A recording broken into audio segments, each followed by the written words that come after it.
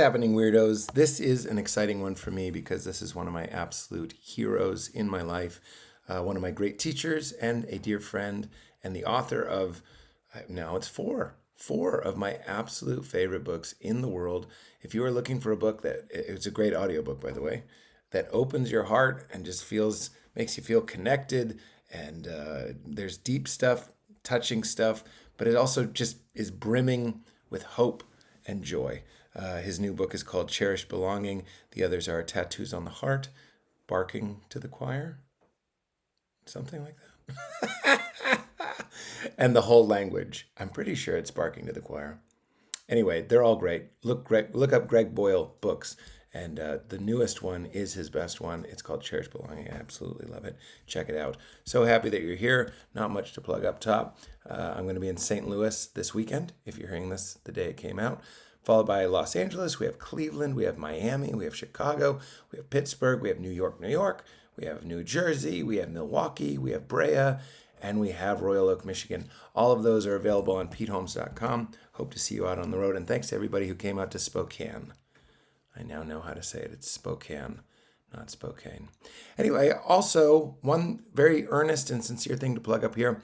Homeboy Industries, which is what the organization that Father Greg founded, is an incredible charity. Whenever I do any sort of charity work, it's to raise money for Homeboy. So please consider making a donation. Even if it's a small donation, you can go to homeboyindustries.org. The work they do is life-changing and just unbelievably beautiful. So please consider making a donation to Homeboy Industries. And in the meantime, enjoy my chat with the wonderful Father Greg Boyle. Get into it. Can we start? Do you mind? Sure, yeah. It's funny that you asked me about touring because I my whole life I've been very uptight. I wasn't planning on bringing this up to you, and obviously I want to start by saying how great it is to see you. But when I talk about touring, I have a real wound there. Like, it's weird. Specifically, when I started out to be a comedian, this pastor at my church asked me how I could, what was the word he used? Like justify or somehow balance being a comedian and being a Christian, which of course was really upsetting to me. Yeah. And then years later, I think I'm so complete now and done all this healing. I'm with our friend Richard Rohr. Yeah. And this priest that we were with, who I have no bad feelings towards this priest. He just touched on a wound. Yeah. I mentioned that I'm a comedian, and the first thing he said was, "When do you see your family?" And I just saw red. It really is a testament to how much I love Richard and how much I trust Richard. Because I just got mad at the guy. Yeah. You must deal with this a lot, like people on their best behavior. It's like there's a police officer on the highway. So we're all and I was just really kind of. So it was more about time spent away rather than content of the comedic life. You're right. The first one is a content story, but the questioning of how you can be triggered the whole thing. Began this trend of clergy seemingly going, well, if you tour, you must never see your family. Yeah. And I didn't lose my, I don't think anybody in the restaurant was like, oh, they're having a fight, but I did let it out. Yeah. And you specifically, and Richard obviously, have just been so healing in that regard. Yeah. It's just, I don't know. Well, in what way? So to kind of, you have the balance. I do have the balance, but you understand that. Yeah. I say I go out once a month. You go, good for you. I believe what you said, something like that. Yeah. Because you travel, you know what it's like. So you hear one a month. What if I said... I hear balance, so What if I said I'm home 3 weekends a month? That's pretty great. Yeah. And one weekend I'm gone. Yeah. But most people just go oh, I could never do that. Or they start kind of I don't know. Yeah, except you and I know that it kind of has more intentionality than not. That you from whose side? Their side? From your side. You go, Monday I do the podcast, and Tuesday I do emails, and Wednesday and then I would have thought it was a lot more than that you were on the road more. Sometimes, because things are kind of slowing down in show business, I'll go out twice a month. It really depends. Yeah. And that, when I say that, I don't say that with burden, I go, what a privilege that I go, oh, things are tight in this area. Let's tour a little more. That's, that is an incredible gift. Yeah. But even that, I don't know, man. I could try to guess the psychology of why people are kind of like coming at it. Yeah. But like, I'm almost certainly wrong. Yeah. No, I don't think you are. I think it makes sense. Yeah. But yes, I'm really happy to see you. It worked out that I finished your 4th book on the drive in. I wasn't planning on that. I wasn't trying to finish it. Read and drive? I just risk it all. I just risk it all. Glance furtively. Honestly, Next paragraph. when I look in windshields, it's 90% of people are looking at their phone. It's crazy. So I'd be in good company. Scary. It is scary. Yeah. But I listened to it. I think you're a great performer. I think you did a great job reading all of the books and only got better and really just found your voice more and more. So the newest one, like the Greg Boyle style, it's like a style. Like you've defined a style. And once you sync up with that, which is very easy to do, what a pleasure. I just love the book, and I just so happened to finish it on the ride. Yeah, and I thought it was wonderful. Oh, thanks. Wonderful. And what I wanted to start with, I didn't map it out too much, but I was like, I listened to your work to open my heart. I'm in a great mood. I think because I was like, it unlocks something, or it lubricates something, or it softens something. Exactly. And that seems to be kind of what the book is about. It's what you're talking, like how quickly we can be nudged towards more openness, more expansiveness, more gentleness, tenderness. And even just saying those words sometimes reminds us of ourselves. But it's also kind of, it's not like me or something, or it's like if the minute you do something like that. So we have a mutual friend, Mirabai Starr. I'm reading a book that she wrote a long time ago, God of Love, but she's asked me to write a foreword for kind of a new thing. So I'm going through it again, and I was this morning, and I thought it does the same. It softens is a good verb. Yeah. Because all of a sudden you're softened. Yeah. I mean, like your own practice does that, but reading somebody who you like and you go, oh, that's interesting. And then you put it down, you go, wow, yeah, I feel open, softened, ready. So close we were, I'm talking like Yoda, but how close we were to love. Yeah. We were so close. Yeah. But when we're tight, when I'm like a little bit off, I feel so far. Yeah. So far from it. But it's not like now I'm going to live these words in particular somewhere. Yeah. No, it's just a way of kind of aligning. Yes. Your heart to a kind of way that's, you want to kind of steadily live. Yeah. And you're not always able to stay there because I was just in the office right now, so it was chaotic and people are demanding things, but it helped me that I had spent the morning in my own prayer, but also with Mirabai. Yeah, it brought me to this, kind of awareness of everybody's coming in and their hair is on fire and they're unreasonable, and that's okay. It's just kind of their wound, right, being witnessed. Yeah. You can kind of, there's a certain solidarity to it, too. Yeah. Like I hear, you just did it. You were like, it's not me. You're sharing how you're staying spacious as well. That's right. And I think that's really valuable. And you're not coming down the mountain. Yeah, that's right. With tablets. But spacious is good, because then it's, you have room for people. But when you're tight and you're constricted, then you don't have room for people because, it's you're on a limited kind of scope. And you go, I don't have time. This is really annoying. Yeah. That's so unreasonable, what you're asking me right now.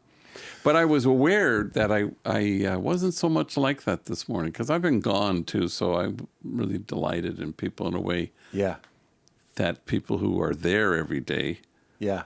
Are going, oh, we've had it with this guy. He's driving us crazy. So I can come in and be a little bit more But that's a gift spacious. Too. Going back to me going on the road. Yeah. If we had no financial needs whatsoever, I would still want to go out once a month and do shows. and Val knows this, and Leland knows this. Yeah. I just come back.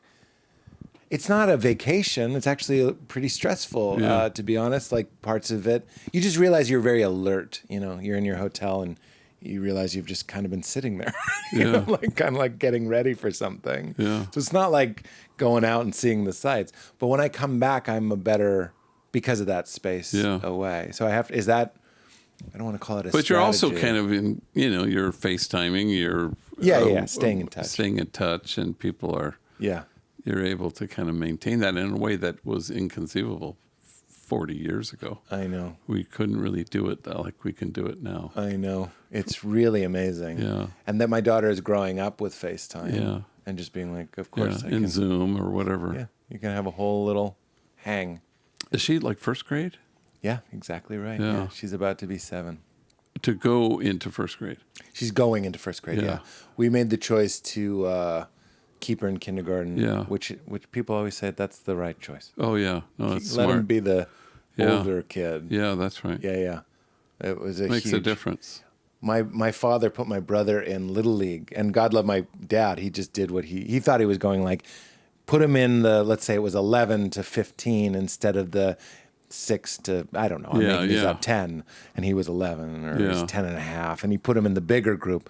My brother and I are still like, that really was a big trip for my brother. It really blew him. You caught me being a good person for you. I was going to say it really fucked him up. Yeah.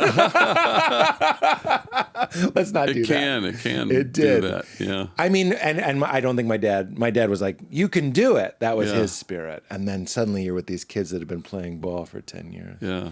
So I'm curious about, we're talking about Mirabai taking a moment in the morning. I think people are probably, I'm interested in how you anchor yourself in tenderness, because one of my ways is by reading and listening specifically to your books. Mm-hmm. I have other ways. But, you know, there are moments where, like, I wrote this down in my notes. I was like, I obviously cherish my daughter. We're all trying to cherish everyone with the ferocity that I cherish my daughter. And sometimes I have to ask her to brush her teeth 30 times. And it breaks me. Like it literally, my daughter doesn't know the sound of me yelling, but she does know the sound of me being like, baby, I can't. Like she's seen me go like just just kind of like taking like a tender broken breath, you know? Yeah. And I'm just curious what you're doing to stay anchored in cherishing and in tenderness, all these things these words that you and I both love. Yeah, I don't know. I mean, you end up trying to, begin your day. We always think that way, like you're good to go. That, I just spent time sitting, lit the candle, breathing. And you go, well, that's it for the day. And it carries you for exactly 15 minutes in the office. And then it's like people are really not at their best selves, Yes. And then you don't want to be taken to that place, where you're annoyed or you indicate, gosh, I don't have time for you. Yes. Yes. So anyway, how do you keep it constant? How do you keep it delighting? How do you breathe in the spirit that delights in your being and then breathe it out? And that's why I think you connected to your breathing, to mantras, to prepare yourself. He's about to walk into my office. So I look at the first, 2 hours this morning, and it was just nonstop, and it was hair on fire. Chaos. And it was intractable problems, and I have no idea how to really help here except to be as spacious as you can be, and then. And then, they feel like maybe he listened, and it always ends with, kind of a hug and a blessing, and let's see what we can. Yeah, so you try to do the next helpful thing, the next step. And so, but I get up really early and I do my own little practice, and I try to read, and then I reflect on the readings of the day, and I send an email to this guy, Sergio, a homie, and he writes back. That's like a practice every routine. day, yeah. Oh, what do you send? I send what you read. What I read, and no, we both read the same thing because we get it in the email. Oh, okay. The readings of the day is what you would say, kind of in Catholic circles. Okay. And then, like there was some Old Testament thing that was kind of like a little too vengeful, angry God. And I'm not buying it. And so he's the same way. And so he talks always about the mystical filter. How do you read this? Where let's glean the stuff that makes sense, I just want to show you that I have mystical filter written down because it was one of my favorite things. People get jammed up. Yeah, they kind of go, oh my God, well, there it is. It's on page 49. I have to believe it. I go, no, this is people doing the best they could, I think, and they're human. Now, there's sometimes when, Scripture is really inspired. Yeah. Except when it's not, and sometimes it's not. You just kind of go, I don't believe in that God. Right. Right. And then, as everybody says, once you know the God of love, you fire all the other gods. Yeah. So that's part of the filtering, is to say, no, I don't believe in that God ever. Right. And wouldn't you, I think we're in agreement here that there's sort of a divine intuition, or when we talk about this lens, it's like a gift that you have. This doesn't resonate. You know what I mean? It's not an intellectual intuition, like this doesn't line up with Trinitarian theology or whatever. No, but it's more accessible, completely accessible to anybody. It has nothing to do with if you have a doctorate in Scripture. Right, like a shepherd in a field would know, this doesn't sound like God to me. This doesn't sound right to me. This isn't aligned with what I see around. Well, like today was, I guess it was manna in the desert, and they're complaining, and God's sort of pissed off at them because they want meat to eat, and then he's getting pissed, and I go, that's people trying to figure out. I mean, total human projection onto God. Right. But it isn't always. Sometimes you can find the one thing about being fed. Right. Sometimes it's really quite out there. You have to stretch. Right. Yeah. That's your yoga. That's Catholic yoga. But even but there was also the stretch. Yeah, exactly. Yoga. There we go. But it's like the gospel was so John the Baptist has just been killed, and so Jesus is impacted by it. Yeah. So he wants to go away because he loved him. Yeah. And then he sees the people have all heard he's in the neighborhood, and he's moved with compassion. I mean, it's really quite wonderful. And then it's, how do we feed these people? Well, what you have is plenty. You feed them yourselves. So it's beautiful. So then you filter stuff out. Maybe there's stuff where you go, that's weird. Right. And then you go, okay, well, ignore the weird. This is pretty good. Right. What you have is enough. Feed them yourselves. Yeah.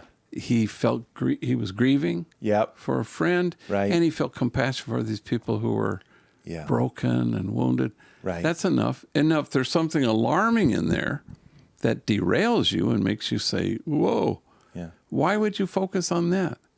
That's the filter. Yeah. It's interesting, though. I mean, like, when I grew up Protestant, obviously, so we were the ones that got the Bibles. Yeah. And the Catholics were the ones that had the priests interpreting the Bibles, which I believe goes back to literacy. I don't even know. Who cares? I think probably. Something like that. But you're saying something very radical in that way, which is like we have the gift of this lens. Yeah. But don't you, I mean, I'm with you. I can hear some sort of council forming going, this is dangerous. Like to religion. Yeah. Well, maybe it is. I mean, it keeps it elite if that's, Keeps it elite? It keeps it elite. It says only the people, here are the people who can interpret. And we're sitting at their feet and they're telling me what this is. And instead of saying, what if there's something that's accessible to everybody, whether you went to Harvard or you really can't read, but you can hear? Yeah. And I think there is. Yeah. I think it's the healthy whole person can hear Scripture and say, that doesn't connect. A wrathful God doesn't connect with me. Right. I don't believe. I think God is too busy loving us to be pissed at us. Okay, next. Yeah. Yeah, but it says it right here. Yeah. I go, I don't know why it says it right there, and But I just know, God is not like that. Right. I remember a woman who somebody had women in the parish who only spoke Spanish, and somebody who could read, and most of the women couldn't read, and she had something about an appearance of Mary on a tortilla, when they flipped it. Yeah, sure. And there was Mary, and they, let's build a church here or something, and then it was really kind of a hateful, violent,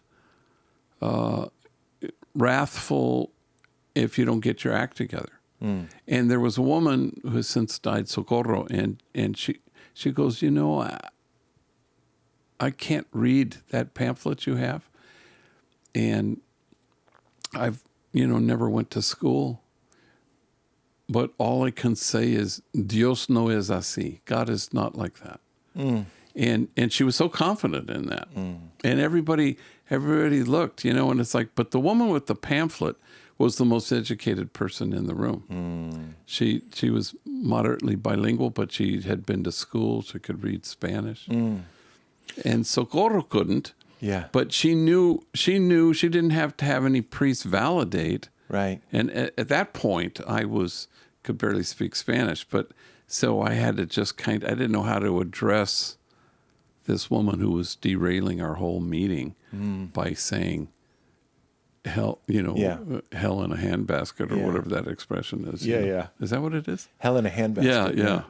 I guess you're gonna, small. You're going to go to hell in a handbasket. I don't know what that means. I don't know. Have you been chopped up? How are you in this tiny basket? Maybe it's a large basket. It could be a huge. Handbaskets used to be huge. People carried more in the old days. Yeah, that's right. All their laundry. That would you say? I'm okay. I don't know. But that transcended people's education. Yes. Their access to scripture scholarship. Yeah. Or sitting at the feet of somebody who knows scripture. Right. No, it's kind of like, no, that's not the God I know. Right. That's what you want. Right. You want people to feel confident in that, where they go, yeah, what you have is enough to know the God of love. Right. And we have kind of fucked people over, by saying,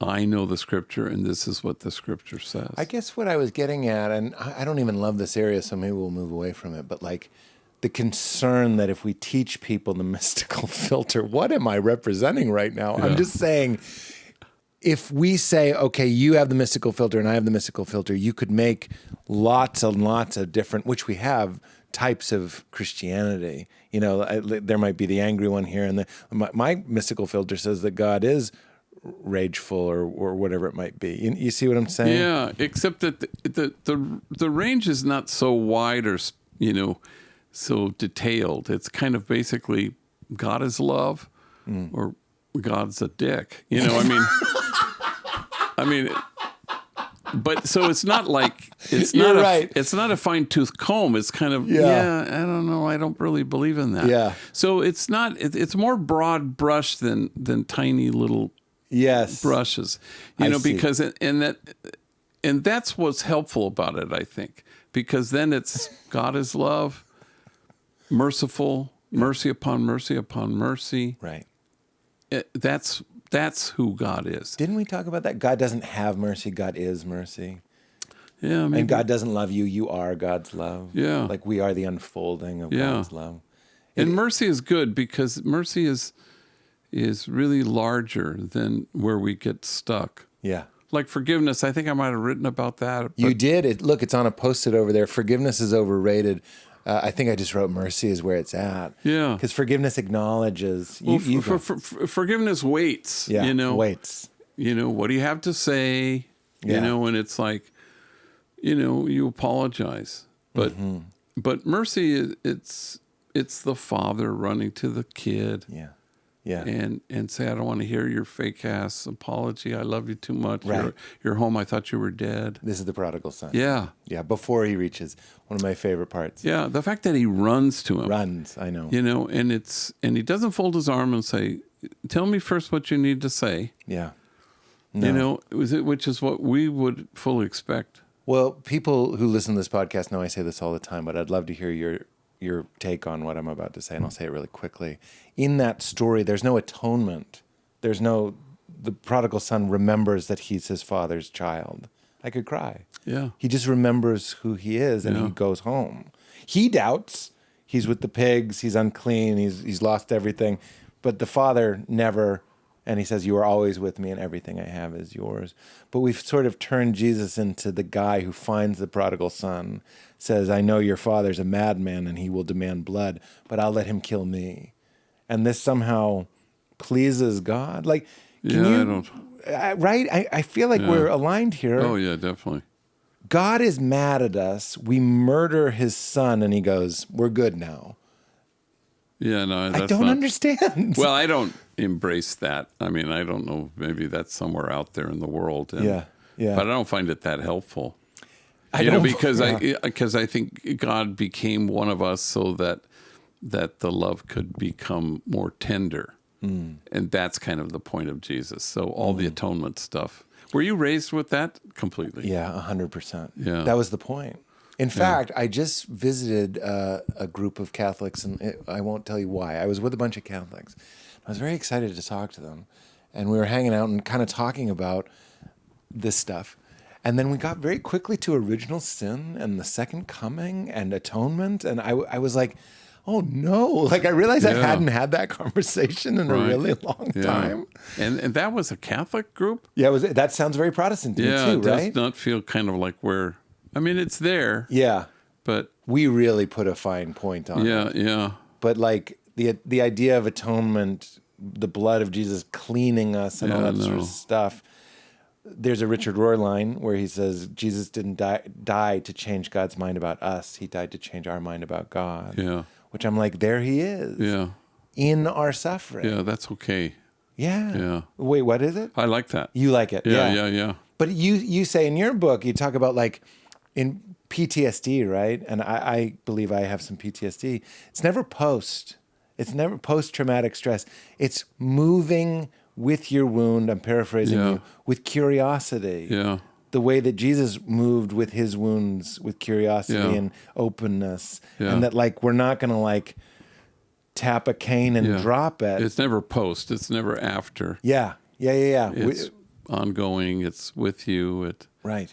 And you move with it.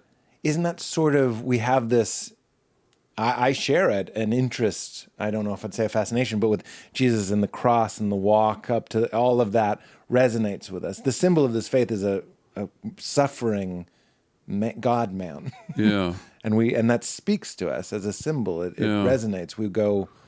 I don't know why it isn't for me. Is it for you at all? I mean, that symbol? Yeah. I have no crucifixes in my house, if that's what you mean. Yeah. No, yeah. It's not your favorite? Not, because I think in the end, take up your cross, for example, is, it's not about here's a guarantee that this is going to be painful, but it's just an invitation to follow. So then you focus on what are the things that matter, to Jesus, And what are those things? Well, I always say inclusion, nonviolence, unconditional loving kindness, compassion, and acceptance. These are the things that he took seriously. Yeah. And then you can't go wrong. Although I heard the other day somebody say, we don't say inclusion, we say belonging. And I thought, well, I don't know. It's just words, I guess. But inclusion is, what are you including them in? Yeah. Belonging. Yeah. I think if you're not including them into a belonging space, then I don't even know what it means. Can we agree that this, and I've had experiences where I really feel like I've tasted the ineffable, this expansive field. I've told the story where I'm having this conversation almost with God and being like, but you don't even know that I exist. You're oneness. You can't know me subject to object. You're just everything. Do you love me? Like, how could you love me? And it was like, that's like asking the ocean if you'll get this wet or this wet. It's just what I do. Yeah. But okay, so on one hand, the gospel, the good news, is the most compelling thing in the world. Inclusion, belonging, tenderness, kindness, all of this. Yeah. But on the other hand, it's kind of the hardest sell in the world, because there's no boundary, there's no border, there's no flag, there's no tribe. Do you see what I'm getting at? It's like, it is exactly what we want, and we resist it because there's this unbearably delicious temptation to other people. Exactly. That's the issue, the other part. Yeah. Because then you rather than, that's why I think the church, it had a choice, it was indictment or invitation. So, but indictment filled the pews, that got, you're going to go to hell if you don't come to church or whatever, or put money in the collection basket. And then we didn't trust, that's kind of our current problem, I think. We don't trust love. We think, love is kind of soft. How are we going to handle immigration, if we're just loving, and if Paul says love never fails, and we take him at his word, then love never fails. So we lack total confidence in that. Yeah. Because people will be soft. People won't go to church. I mean, the Catholic tradition, is all these things you had to do. And that's the indictment. If you don't do them, it's sinful. Better sales. It's better sales. Yeah. We put a clock on it. You're going to die. Exactly. Something's going to happen when you die. That's right. One of them is good. One of them is bad. That's and right. we have the answer. That's right. It's just good marketing. Yeah. I know that sounds very condescending, but it is good marketing. Maybe they could have done this other thing where inclusion, nonviolence, unconditional love and kindness, compassion and acceptance. Jesus, these things matter to him. Go for it. That's where the joy is. My joy, yours, your joy complete. Go for it. Right. But we didn't do that. We did the exact opposite. But which insists on othering. You started to say othering. Yeah. It insists on having a them. Yeah. Those who are in line and those who aren't. Yes. And so then that sets us up. Right. And then your part of you is in line, part of you isn't. Part of you is sinful. Right.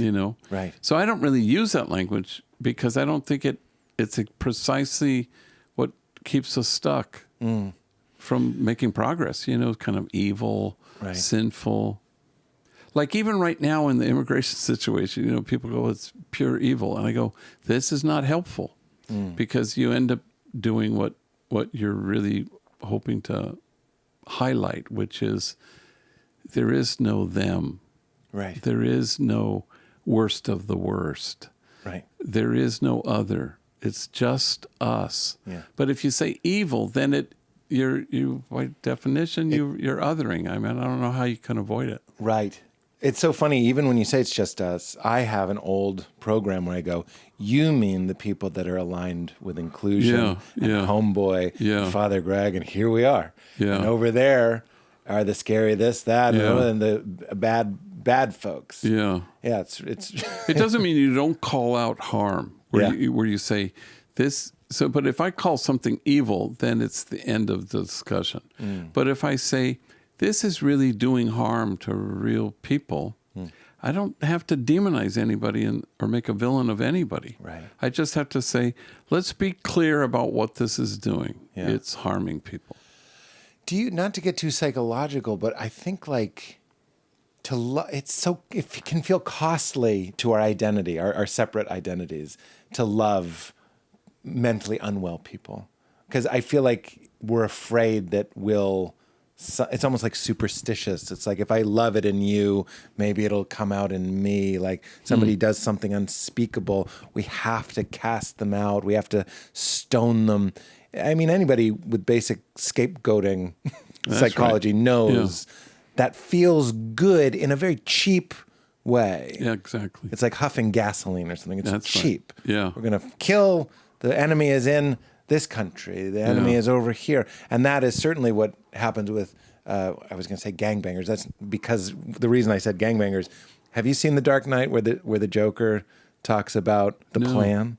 No. I think you would like it. He goes like, I kill a couple people, everybody freaks out, but a bunch of gangbangers die, nobody minds because it's all part of the plan. And soldiers die, it's all part of the plan. And he's talking, it's kind of, it's interesting. And I've never seen it. It's shining a light on how we do go like, these people can die. These people can die, right? Like That's extreme Yeah, it's othering and acceptable. scapegoating. Yeah. It's acceptable for some reason. Yeah, yeah. Right.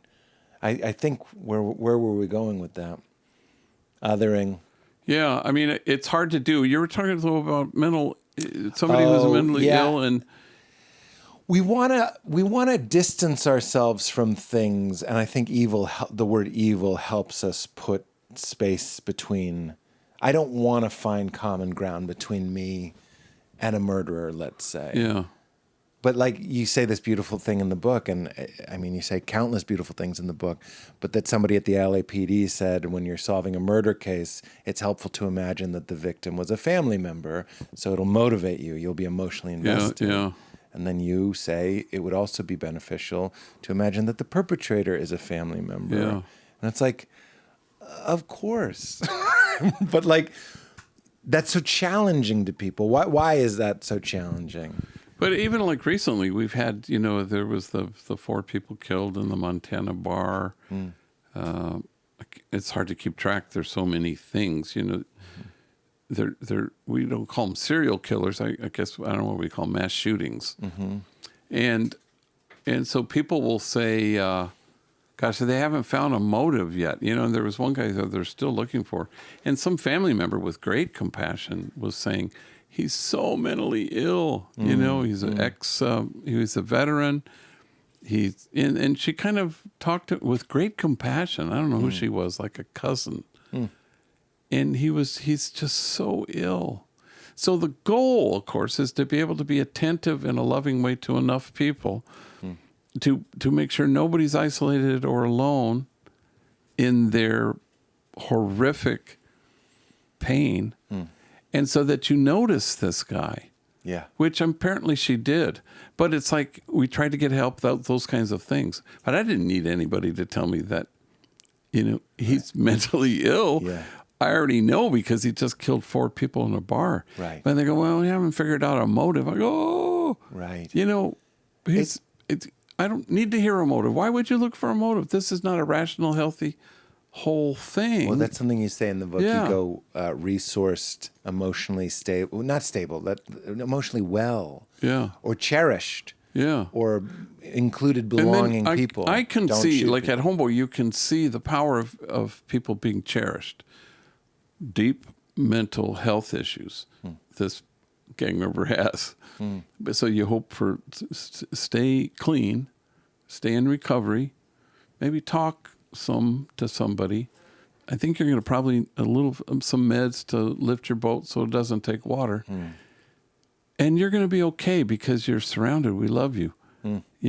Come out with your hands up, See, and it works. I mean, I've seen this work where you go, wow, this guy's unrecognizable because a whole community has paid attention to him in a loving way such that he's not flailing. Yeah. Yeah. And he doesn't become the guy in a bar in Montana. Right.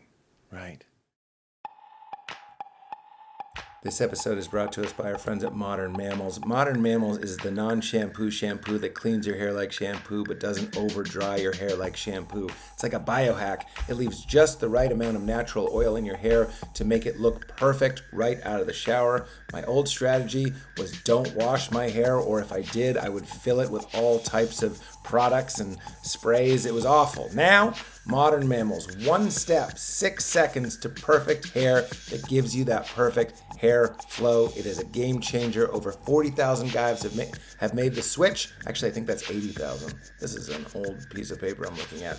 I happen to know it's 80,000 guys have switched. Once you try it, you will be hooked for life. And it's a small punk rock company. I love working with these guys. I found the product. I loved it. I reached out. Here we are. They have the bar, which is great for daily maintenance. And they have the bottle, which is their magic mud, which is what I use when I really need to clean my hair from the pool or from working out or whatever it is. And the bar is great. You can try both at modernmammals.com/weird. And you can get the bar and the bottle both for $44 that will last you a very, very long time and have your hair looking perfect. modernmills.com/weird. We're also brought to us by our friends at Element. You guys know this. Healthy hydration isn't just water, it's water plus electrolytes. And electrolyte drinks in the 90s were just like flat soda. Now we have Element, which is no BS. It's the scientifically backed optimum ratio of sodium, potassium, and magnesium for optimal health, performance, and energy. I also find it to give me a big boost in the morning and helps my brain and all the neurons just start firing and functioning. Also, it tastes amazing. They have lemonade salt, which is a game-changing new flavor, raspberry salt, watermelon salt, which is my OG favorite, orange salt, no sugar, 5 calories, won't disrupt a fast, and floods every cell with healthy hydration that makes you feel fantastic, fighting off headaches, fighting off cramps, and just optimizing your body and making you feel wonderful and getting more water, but not just water, hydration into you because of that sodium, magnesium, and potassium. So support your body, support the show. Go to drinklmnt.com, drinkelement.com/weird. You get a free sample pack with any purchase. It's like a $15 value. You try all the flavors. drinklmnt.com/weird and find your favorite flavor. We're also brought to us by our friends at Dadgrass. I recently tossed all my weed because I found it to be too damn strong. I was like, that's too much. I'm tired of eating an entire pizza. I'm tired of not being able to follow the plot of the movie Parent Trap. And then I found Dadgrass, and specifically Leisure Drinks, which ship legally to all 50 states if you're over 21. It is a yuzu flavored, which is the best, sparkling drink that has 3 milligrams of THC, 6 milligrams of CBD, and 2,200 milligrams of lion's mane, which just makes you feel fantastic and is the perfect dose. We're not talking about going into a black hole of oblivion. We're talking about a light buzz to take the edge off. I've been putting them out at parties. People are obsessed, and so am I. It's just the right amount of mild dose. It's sessionable for a mellow experience, happy and relaxed without the hangover, and of course, stackable if you're looking for a bigger buzz. Because it's a liquid, it gets into you faster. We're talking about 10, 20 minutes, you know how you feel. It's not like some strange edible experience where you don't know what you're going to get. You know it, it's reliable, it's wonderful. So get Leisure Drinks and try all of Dadgrass's products, including their joints and gummies, by going to dadgrass.com/weird. Use promo code WEIRD for 20% off. That's dadgrass.com/weird. Use promo code WEIRD for 20% off. Back to the rule. What you're seeing on my face is I'm realizing there are people in my life that reach out that I'm, knew 20 years ago, and they're going through something. But this is what I'm just going to tell you what my mind thinks. I'm like, doesn't this person have any real friends? Yeah. They're just texting me. They're parasitic. They're trying to take from me. I need to have a boundary here. Yeah. This is. I could say this at coffee, and everyone would be like, absolutely. And then I have this cognitive dissonance where I want to be wet. I want to be juicy. Yeah. I want to be vibrant and alive and generous and irrationally loving. And then there's this other part that goes like, if you text this person, they'll just keep texting you. It's like feeding a cat or something. Yeah, a little bit. So is one of the things that, I don't want to say guards you specifically against that or helps you, is the you have counselors at Homeboy, you have a team, there's a community of loving. It's not all on you. Yeah. Oh yeah, definitely. I mean, everybody's giving a dose. That's we always use the word dosing. Yeah. So it's the security guy. It's Miguel, who's was in prison for 18 years, and he's the head of security. I just saw him right now, and I watch how he is. So we have tattoo removal, and certain days, in moments when we least expect it, kids are brought in shackles from a detention facility in LA County, and they shut the thing down. So they don't allow you to go through the hallway where the bathroom is. A homie's posted up here, a homie's posted up there. Because just before I came here, I saw that. So they always call me and say, the kids are here from the camps or whatever, juvenile hall. Yeah. So I go in and make sure they feel welcome, and they make sure that there are no looky-loos. That's why they don't have anybody go down the hall. because they don't want somebody to look in and see, here's this guy in an orange, whatever uniform. But I watched Miguel. I mean, he was just tender with them, and he's, and then he walked me, I went to the restroom and he was standing outside the restroom and he goes, they won't let us give them cookies. They used to do this because we have the bakery. And Miguel liked doing that. He would bring cookies and give it to them once they had, and the treatments are painful, and it's a hard thing. Tattoo removal. And so he'd never said this before. I mean, he was lamenting, they won't let us give them cookies. I said, oh, that's too bad. But he's giving them cookies. He's saying, hey, come back, with his smile, with his tenderness, with his cherishing, with his intentionality to kind of see them, And he's not a therapist. And so everybody's doing that. They're doing that because they've received that and they know what it is. And it's the best you can do. Because in the end, it's like, as you say, boundaries are healthy and fine, and you have Val and Leela, and you have to kind of say, I have to kind of give an attention here that I really can't give to you. I'll text you, or maybe I'll say an encouraging word. But if enough people do that, then I think people feel held. Right. Right. And it isn't just me. Yeah. It would be me and the other people. Yeah, that's right. Yeah. That's right. I think you shone a light right on. I'm like, I can't do it. Well, I can't do it. I can do a little bit. Yeah. I can do a little bit. And then why would we disparage the little bit? Yeah. Because that's huge. And I see this all the time because I text so much, and people will, just, oh, I'm proud of you and nice going. And this is what you're saying. That's what I say all the time, and it's nothing. It's not like you're in the office with this person for an hour. Yeah.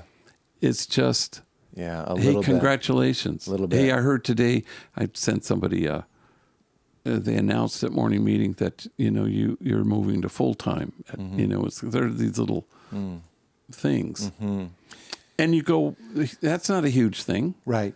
But it could just be the thing that propels this person to put one foot in front of the next.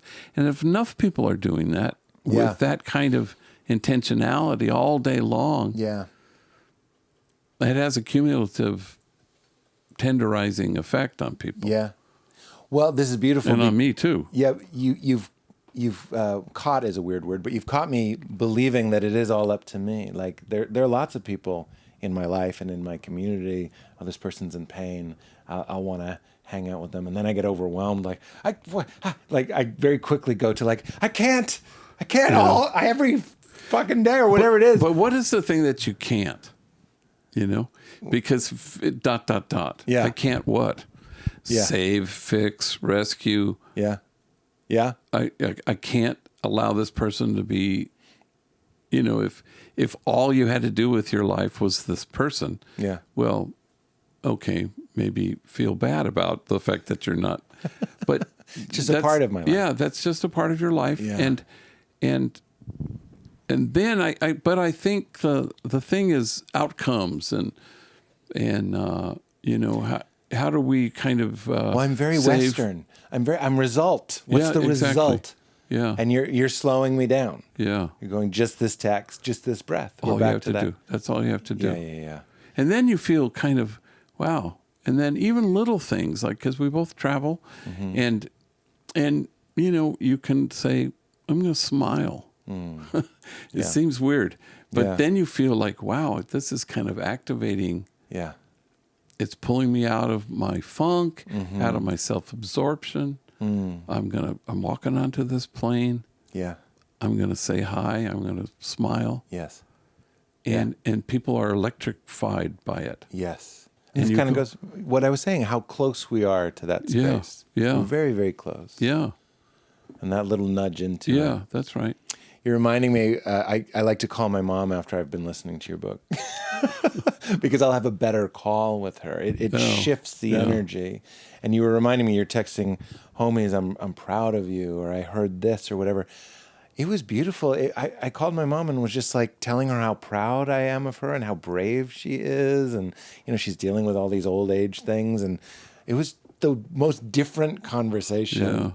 Because now it sounds like I'm bragging, but it was really just a beautiful thing. I get exactly what you're saying. Right? I wasn't going to be like, let's see if you're the mother of my dreams today, right? Like, I'm going to judge what she says. I just kind of was, and it was real. That's the best part, was that it was real. Yeah. I didn't just say, when I was growing up in the church, there was like a feeling that the youth pastors were phony. They were just like, "Hey, buddy," to everybody. Yeah. So I wasn't hey buddying her. Yeah. But I was finding, tender is such a right word. Where's it soft? Yeah. It's like, it must be kind of scary getting old. Yeah. Oh, my memory is going, what's here right now, Mom? What can we remember right now? Yeah. And that's that space. That's that wet space. Yeah. I like the wet. I like wet too. It's a Ram Dass thing, I think. Yeah. He says, is it really? Keep the heart wet. Yeah. Because it means... And juicy. You also said juicy. Juicy. These, I know. No, it's good. It's actually because the opposite is dry. Brittle and sad. Yeah. And juicy is not a fleeting happiness. It's joy. Yeah. It's flourishing. Yeah. There's Isaiah has a thing about, then you become this watered garden and whose water never fails. That's how this ends, this passage from Isaiah. And that's kind of, it's kind of soaked. And it's like, it's not going to, right. Nothing dry will happen here. Nothing brittle will happen. Right. It's going to stay kind of fresh. And then Jesus with living water, obviously. I mean, water seems to, when I got the sense of like a spring, I don't know where it says that, but like the internal spring. Yeah. So there's this consciousness that is, everyone can agree, we are having the experience of being. Yeah. And there's like it's happening. Yeah. And it's inexhaustible. It's always there. It's not going to run dry. It doesn't run dry. So when I'm finding a way for my behavior and my mind to be in line with that generosity, that's why it feels so natural and like a homecoming kind of thing. Rupert Spire has this beautiful thing. He's like, when you're generous and happy and in love, like, don't you feel like your real self? Like, he's like, and aren't you compelled to give it away? Like, you call a friend or you're looking for somebody to give it. Like, it's such a clue to our nature. I don't know. I relate to that. Yeah. Like, I feel more, when I'm talking to my mother that way, I feel like we're both somehow more ourselves than when we're blocking each other with these mind games or whatever. Or you're solving her. Yeah, that's right. But instead you're just, right. I tender. wasn't. You're cherishing. Cherishing, yeah. It's love that's really kind of concrete.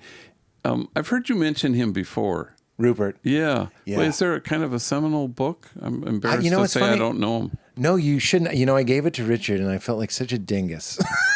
I don't know why. So I've heard you mention him before and I thought, I want to. Okay. Yeah. I'll give it to you. I was going to bring it for you because he's a great non-dual. He just has a gift for talking about non-duality. Yeah. And correct me if I'm wrong, but in all 4 of your books, there's these little winks of like, you'll use the word non-dual. Yeah. And there's something fiercely non-dual in what you're doing.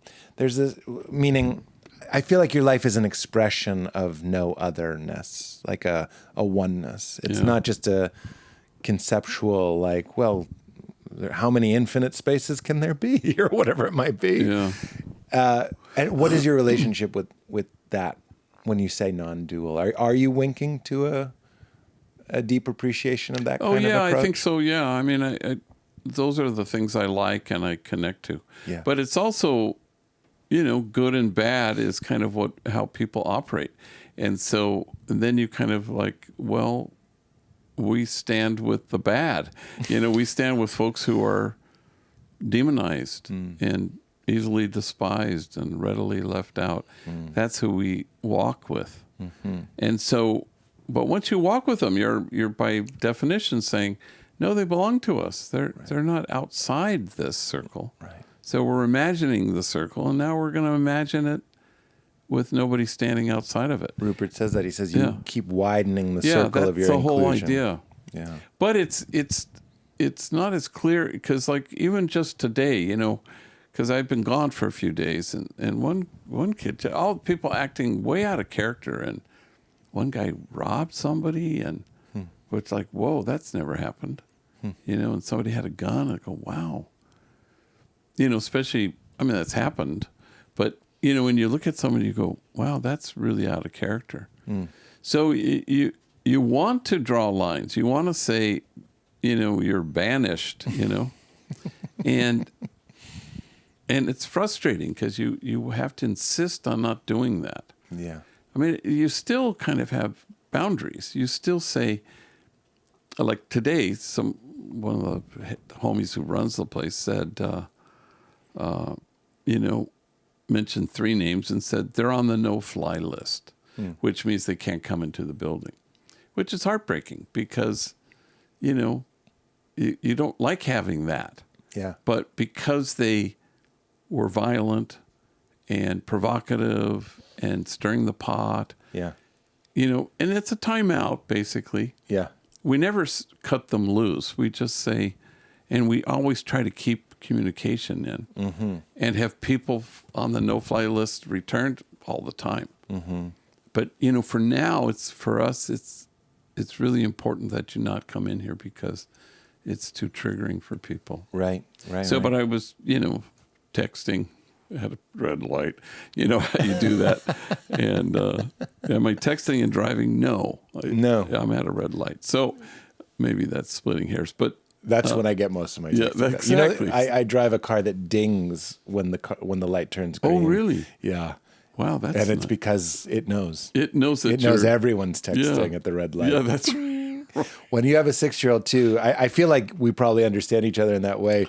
I don't want to always be on my phone, so my daughter doesn't see me on my phone, but I'll use it when I'm peeing. Yeah. So I'll sit down so I have a good couple minutes. Yeah. She always comes in. I'm like, there's no way. It's not like I'm so ashamed. I just don't want her image of me to be the guy on the phone. Yeah. Can't hide it. She's going to see it. Daddy smokes. Yes, Daddy smokes. He smokes. He goes to the bathroom to do it. But, or at red lights. Yeah, that's so right. You were sending the text. Yeah, so, just kind of trying to soften the thing. Yes. And say, you know, I understand you can't come there. And I actually told him I would see him after this time. You know? Really? So, but again, they get unreasonable and they kind of... Right. And they blame the world and you know, they get really surly, you know. Yeah. And you just have to you can't do this thing where they say fuck you and you go, well, fuck me. Oh, hell no, fuck you. Yeah. And that's where you want to go. Yeah. Because you're human beings. Right, of course. But you catch yourself. You have to catch yourself constantly. Gee, I was with my daughter on the bike in Ojai, beautiful Ojai. So I always say, I have a joke where I go, I moved to Ojai and I thought when I lived in LA, I'd have these depressing days where I'm like, oh, I can't, I just saw a guy mailing a squirrel. Of course I'm upset. Then I go to Ojai and I have a depressed day and I'm like, oh, it's me. Yeah. it's me. It's in you. Ojai. We all have those feelings. Nothing can fix you. You're always going to have the human experience. So I'm on the bike. I stop my bike. I'm waiting for my wife to catch up to us. By a car, and this woman goes, excuse me, I'm trying to get in my car. Just that was enough to make me want to be like, no, fuck you. Like, because the way she said, I need to get in my car on this tranquil road, I'm just by a car. I don't know. And then I have to, the way I said, no, fuck you was, oh, I didn't know. Pardon me.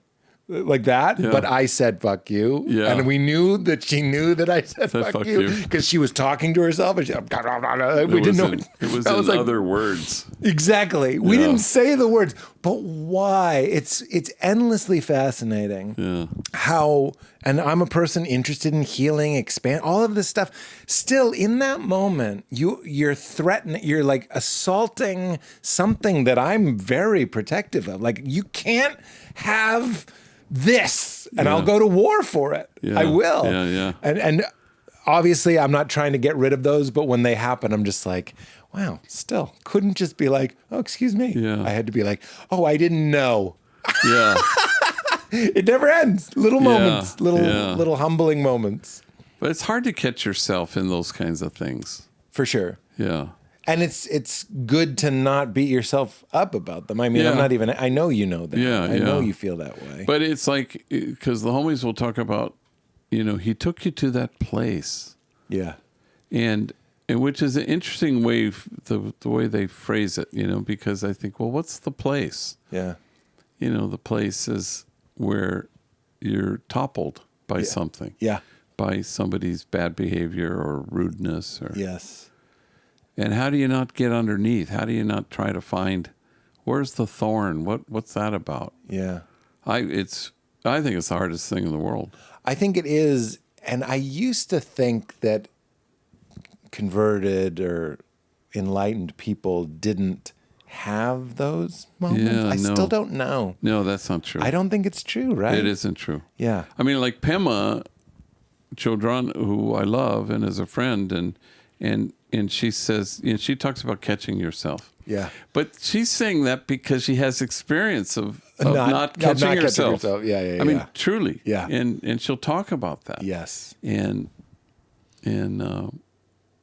like annoyance. Yeah. I think we don't really calculate annoyance. That people are annoying. Yeah. And so we have this notion of like holy people are eternally kind to annoying people. No. Yeah. They're annoyed. And you just have to kind of you watch how they do it. You watch how they breathe. Yeah. You watch how they step back a little bit. I don't really do that so well. Yeah. Me neither. Yeah. And as we're telling the story, it's because it was a beautiful day. It was a quiet street. It wasn't Manhattan. If someone said that in Manhattan, I'd be like, of course, fuck me. Yeah. It was a beautiful postcard morning, and I'm with my family, and it's so quiet. And I'm trying to get in my car. I'm like, you're in the way. Like I made you the blight of this beautiful thing, and I'm going to destroy you. Yeah. This is like kind of going back to what we're talking about, all this love, right? And no fly lists and the cookies and all of this stuff. Yeah. So much. And I said, I'm so Western. I'm meaning I'm not trying to be, but like I am a little too obsessed with like results. Yeah. Like bottom line stuff. And I'm saturated in all of our myths are retributive. Yeah.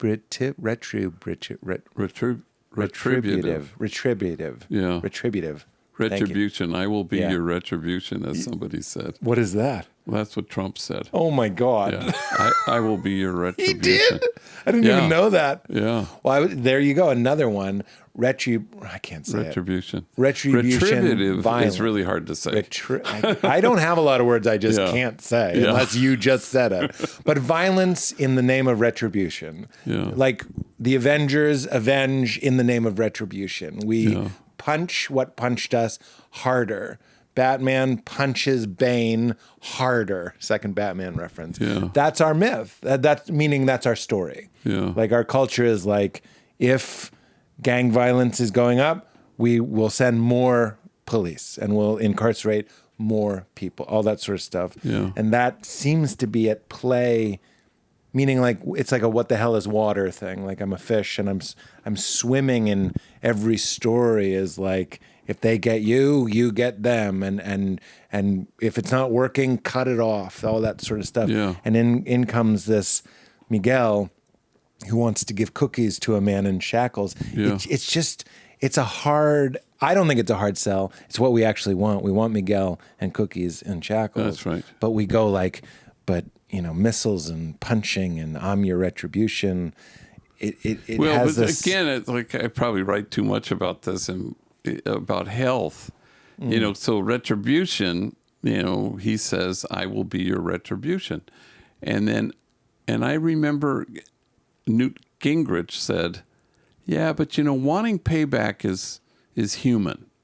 And I thought about that and I go, it might be, but you couldn't make the case that it was healthy. That retribution is not the endeavor of a healthy adult. Right. And so that's important. So rather than demonize anybody because they're going to be our retribution, But like there was a certain rally after 100 days as president and in Michigan, and he said, direct your attention to the screen, and the lights went down, and on the screen were brown men being shuffled off of a plane and shackled, and then they're in cages at the end of this brief little clip in a gulag in Salvador. And the entire crowd went nuts, and they were cheering and they were clapping. And then they started to chant USA, USA. So I think sometimes when we're not well, we think mean and cruel is tough and strong. Yes. But it's just mean and cruel. Right. And it doesn't mean these are bad people or stupid people. It just means when we're well, we recognize that mean and cruel is mean and cruel. And so, but, we will name it something else. We'll name it tough. Retribution. And we'll name it retribution. Oh, yeah. And we'll say that's human to want vengeance or payback or however you want to say it. Yeah. And it could be, because it might be human for us to want that. But to actually seek it and engage in it is not a healthy person doesn't do this.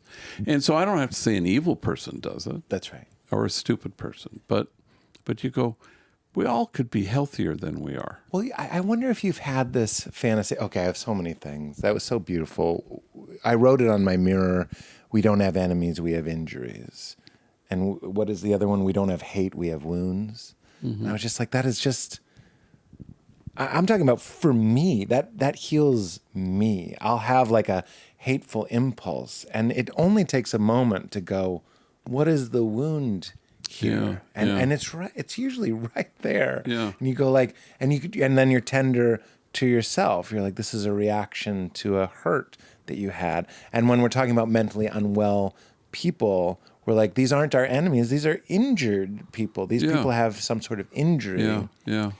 And then maybe this is childish, but like, I've had the fantasy, like you could take any person out of a situation and just shower them, meet their needs.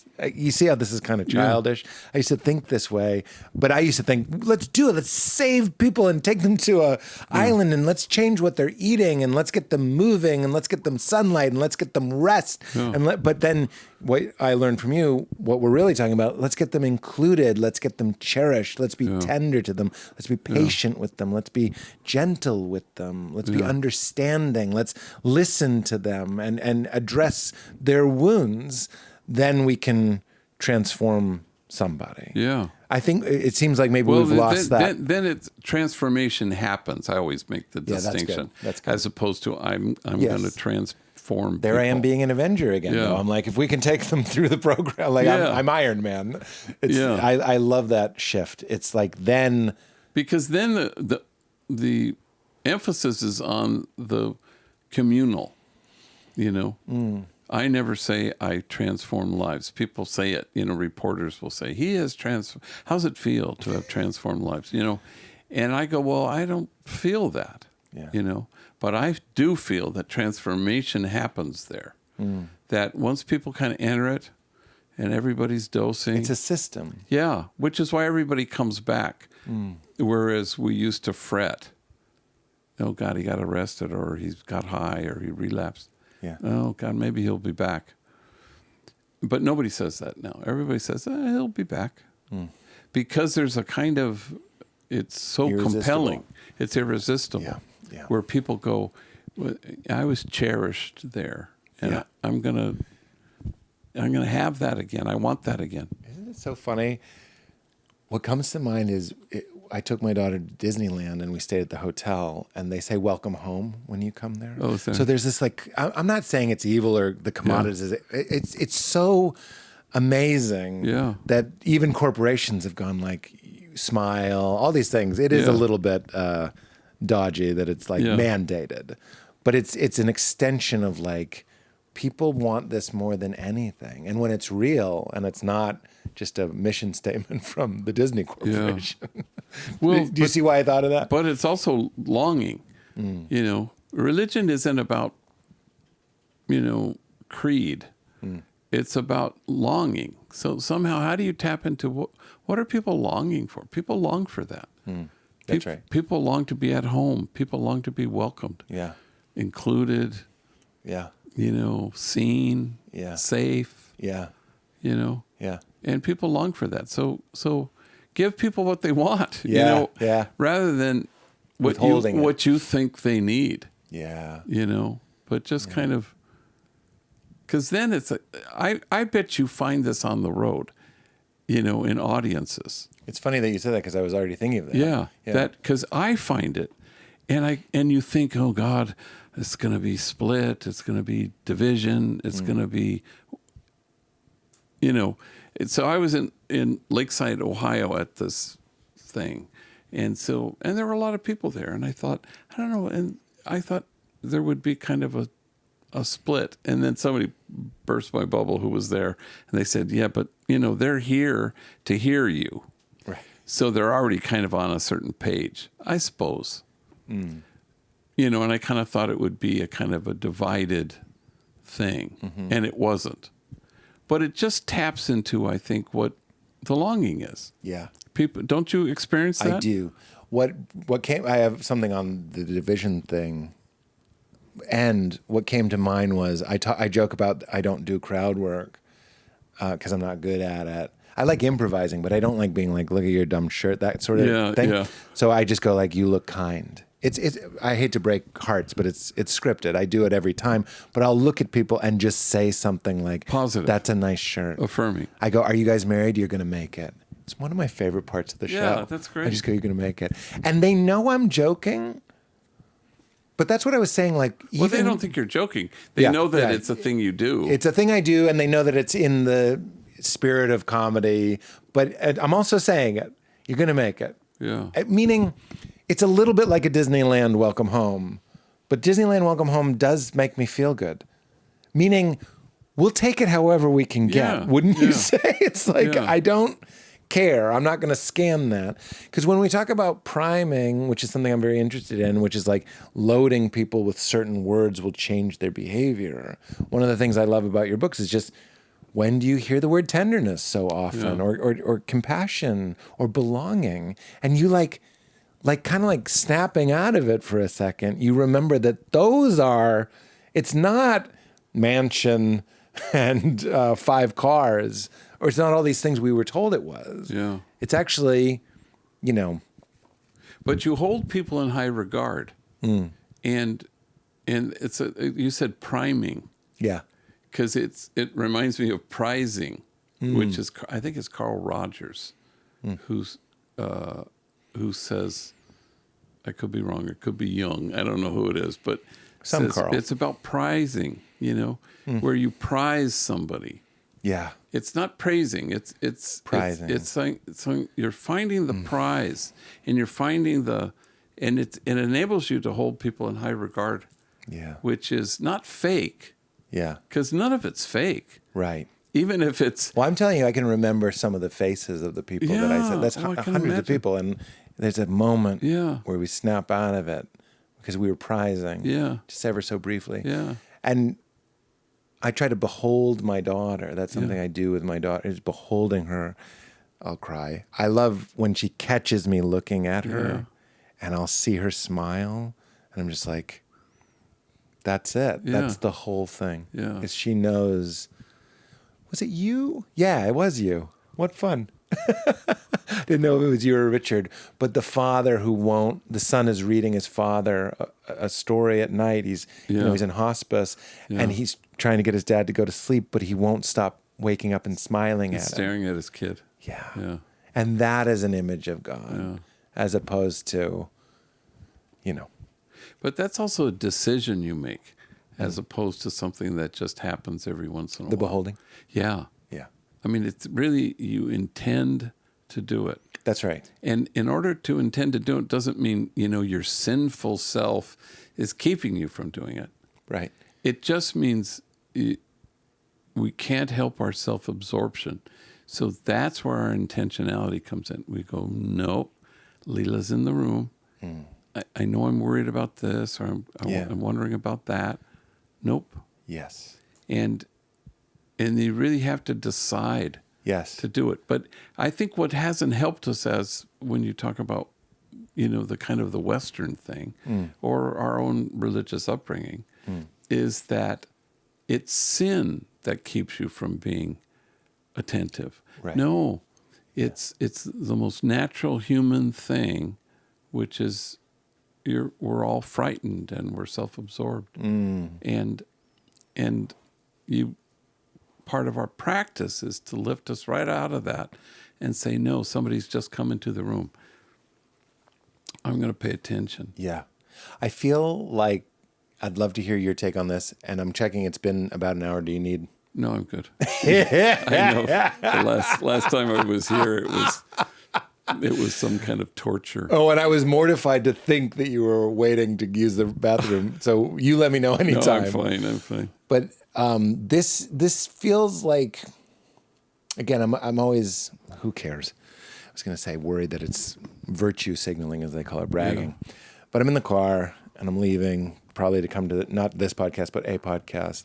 My daughter comes out and like she wants me, and she just wants a hug, but she's like kind of playing "Don't Go," and then like those moments where you go, what is 45 seconds? Nothing I've ever done has been fucked because I was 45 seconds later. And when and I know you know this, when you drop into a true 45, like a present 45, I'm opening the door now, she's on my lap, and all the sediment in the lake settles and it's clear. It was probably less than 45 seconds. Yeah. But I think you and I share an interest in that turn. Yeah. And I think you're probably where I've learned this idea. People are coming in your office. Can we somehow reset or drop anchor or breathe?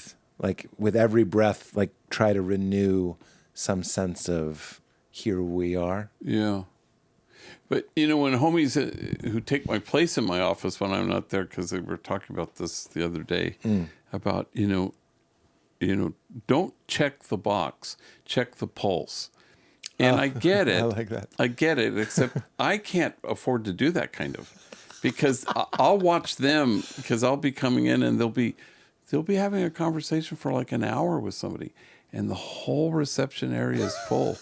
And I go, I haven't been able to do that in 40 years, where you go, because there's nobody waiting for you. Yeah. Why not spend an hour with somebody? Yeah, but yeah. I can't do that. Yeah. So it has to be fast, state your business. Yes, check the box. Try to be as attentive and loving and kind and beholding. Yeah. And affirming and prizing and high regard. But this is not going to last long because I have too many people who are not just sitting. They're standing in front of your door and they're going, come on, like that. And with real issues. I'm not trying to. Totally. We need diapers. Like, yeah, exactly. We have no diapers. Exactly. Like this isn't a hug from my daughter. This is we need. Yeah. We might need food. We need people. You need to dispatch me to somebody. Yes. Which is kind of my job, is taxi dispatching. Yes. Or triage nurse. Yeah. But that's hard, because you sometimes you can't afford to, but you also have to be confident that in love, that it's never fake. But it's interesting, the virtue signaling, what does that exactly mean? That people will think, what? Because I mean this genuinely, because I think, God, am I doing that? And like, what's the concern there? Not saying like, I'm all that and a bag of chips. It's like, it's more kind of, what are we saying when because I agree with you. I agree with you. But what are we saying exactly? That we're somehow a wolf in sheep's clothing. That's like it's like Instagram. It's like I live a life of leisure and I'm always happy and I'm smiling. Like I'm not. I told you that my daughter, I'd have to tell her to brush her teeth 30 times and I get frustrated. I think we want the full picture. We don't just want the virtue signaling. Is that close? Yeah, maybe. But like sort of, here's where I'm. maybe people think it's grandstanding, or here's how I feel about this thing, or Yeah. I don't know. But honestly, or it's the opposite of humility. I suppose. I think they're suspicious of it. If someone takes a picture of themselves at a rally, they're like, they probably went to the rally, took the picture, and went home. Yeah. Like, I think that would be if it's a celebrity being like, oh, the people over here that are starving, and they probably got on their jet and went home. Like, we have this cynical That's right, thing. cynical. It's cynical, which is, I don't know. I've been wanting to ask you, because we're both introverts. I learned that when I did an event and I left, and you said, I'm so jealous. I felt terrible because there were people in earshot, and they were horrified. And I went, oh, shit. Oh, well. Because really, that's kind of, if I could just go to bed. I never felt closer to you. I was like, I love speaking, and I'm glad that my job forces me. Certainly not this, but this is part of it. I'm smart enough to know that I need people, and kind of turned it into part of my life, that I have to show up for it. I'm just curious. curious. Great once you're up there. Once you're up there, And then you come down and you go, wow, I don't. Yeah. This is the part that's hard. I don't know who to talk to. Yeah. There's a great Seinfeld on 60 Minutes goes, he's in the back. He's backstage, and his green room is filled with well-wishers. You can just tell it's agents and friends of friends. Yeah. And he's like, I know what to say to these people. I don't know what the hell to say to these people. And I was like, I relate so hard. I actually think public speaking is a control freak's paradise. Like, we all know the parameters. You even know how long I'm going to be talking, more or less. And we know the vocabulary. With me, it's laughs and claps, maybe groans if you want. Yeah. But like, it's very controlled, as opposed to a room filled with people. You're like, there could be a lot. Cocktail party. Can't do it. It's horrible for me. I dread it. Improvising you went to school in Cambridge, didn't you? Yeah. We have to yell it. It's loud. Yeah. Now I'm yelling.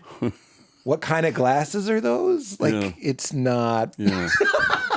But so an extrovert likes that? I guess so. Extroverts like people. Yeah. Well, we like people. No, we hold them in high regard. Yeah. But I think this is Richard. Richard Rohr says, extroverts are energized by people. Introverts give their energy to people, and they get their energy from being alone. So we recharge. That's right. And then my wife is extroverted.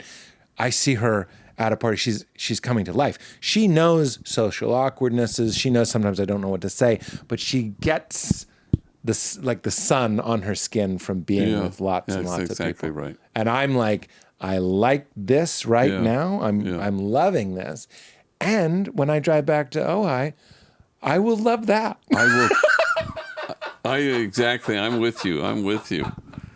But it's hard, because, like Laurence Olivier was an introvert, and there he's on stage doing Hamlet. Yeah. And that's not a thing that phases him exactly. Yeah. Yeah. Can I tell you, that's one of my favorite Rupert. So Rupert Spira, who we got off of. Yeah. Who most people are like, I can't believe Pete let that go, because I talk about him endlessly. One of my favorite analogies that he uses for our true nature, like recognizing who we are, like the prodigal son, is the actor who plays, he says, I can't believe I'm blank, King Lear. So he's like, an actor plays King Lear, and he gets so into the part, he's so lost in the role, that people come backstage after the show and say, that was great. And he still thinks he's King Lear. And his friends are like, no, you're John Smith. You're an actor. And he's like, what does King Lear need to do to remember that he's John Smith? Yeah. And you see that it's a relaxing, it's a surrendering or a dissolving, it's a relinquishing. All these words are synonymous. Yeah. But I love that you're so caught in this othering of yourself and everyone. You're playing the role. You're in the drama. Yeah. And anyone would understand. You got swept away. But backstage now, a gentle friend is saying, no, you're really John Smith. What does he need to do? Nothing. It's not being purified or made right with John Smith. He just needs to go inside and ask himself, who am I? Yeah. What does he need to do? Nothing. To return. You can't become what you already are. Yeah. That's written on my mirror as well. Yeah, that's right. You can't become what you already are. Yeah. Who are you? I wonder what you make of this. Rupert, it's something I really like. He's like, we draw this boundary around ourselves. We say God is infinite, but not here. And he says that's actually blasphemy. Obviously, we don't go around saying I'm God, but the true blasphemy is to displace God's infiniteness with one speck of you. It has to be one. This takes us back to the oneness. But which is the problem where people think that's what humility is to disparage themselves, and kind of say, and especially when people go, all the praise is to God, Right. And I go, relax, Right. You don't have to do that. Right. And He's not waiting for your donation. yeah. Or I remember I got some award and some woman got an award before me and she just went, all the praises to God.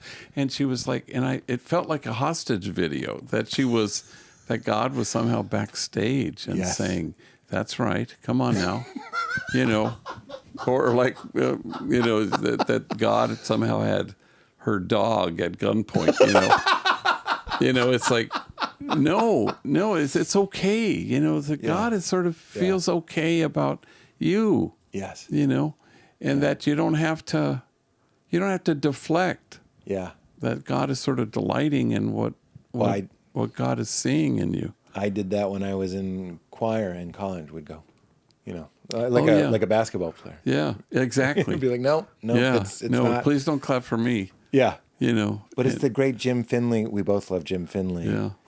And I got this quote from your book, though. It says, we say God is in heaven and God is in you, but maybe God's heaven is you. I love that. I was like, come on. I've gotten in near accidents many times writing down things that I've learned from your books.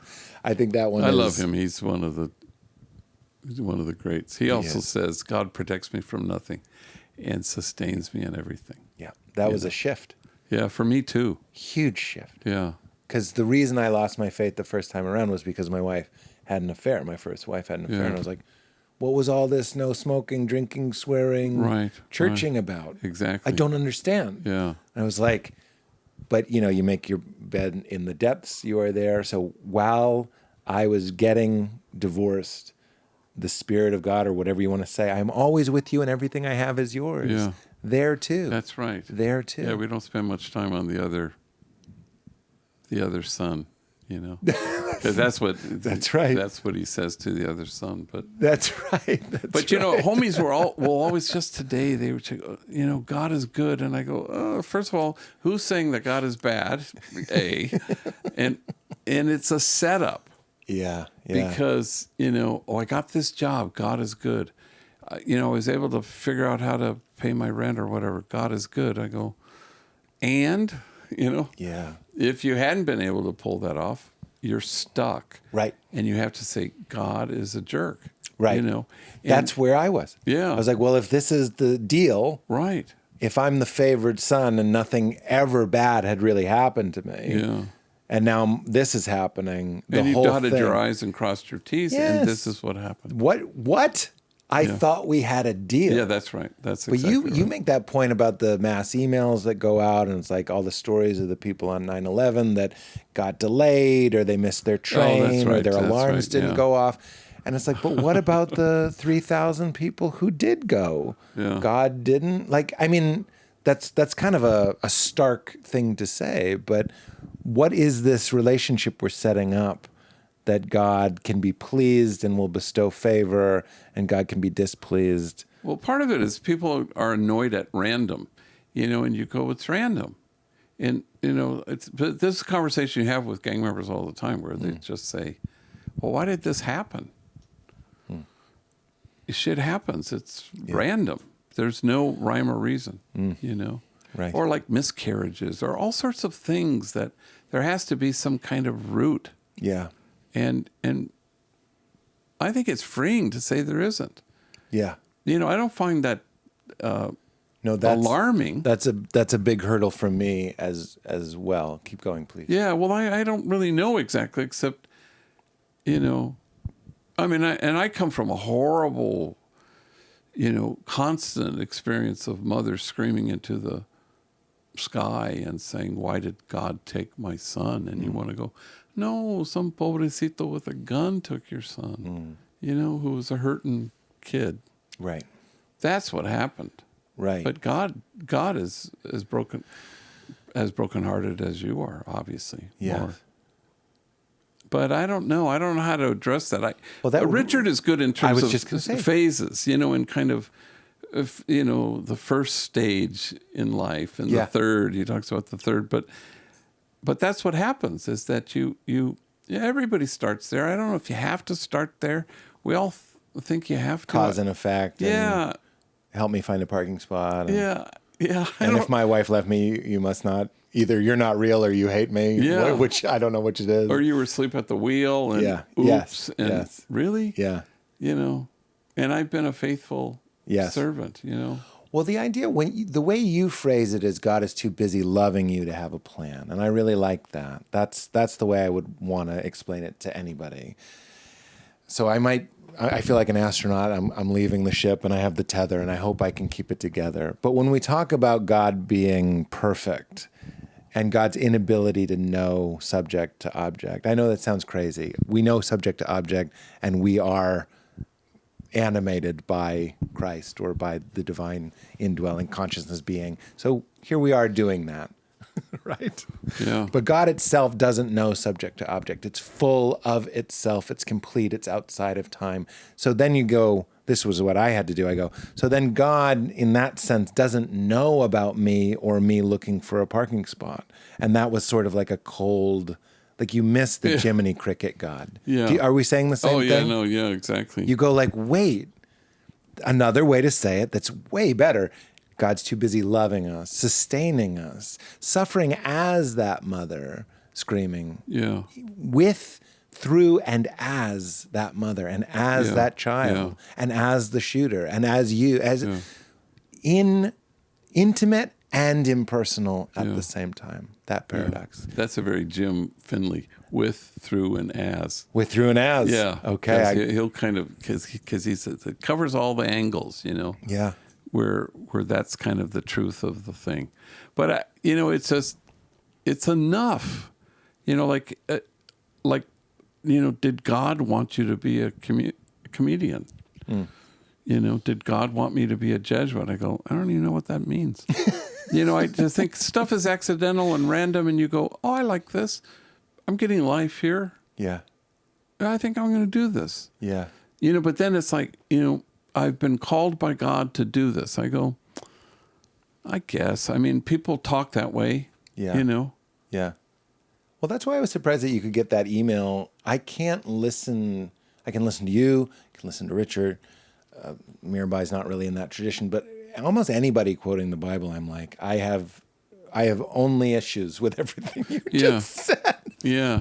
And I love Christ. Yeah. But I can't even, because even if it is something kind of feel goody and like God is good, I'll be like, I heard you in an interview say like, how's your soul? Somebody said that to you and you're like, I don't know if souls have good days and bad days.